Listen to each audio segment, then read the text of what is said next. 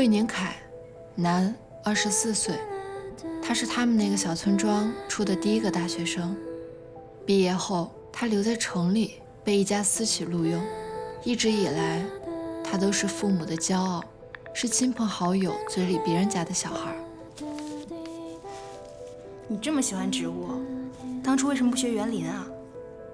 大家都说学园林没前途，我爸妈让我学个好找工作的专业。和健康阳光的主朋友圈不同的是，魏宁凯背影手机的朋友圈却显得忧郁而又迷茫。更不幸的是，突如其来的肺病戳破了他的伪装，加剧了他完美生活的崩塌。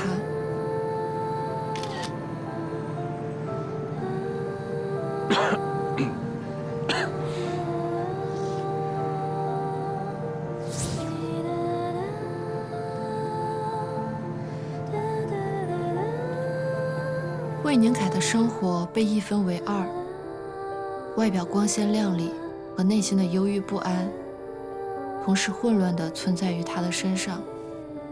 为了遏制病情的进展，他必须服用大量的药物，而副作用令他头脑昏沉、精神恍惚，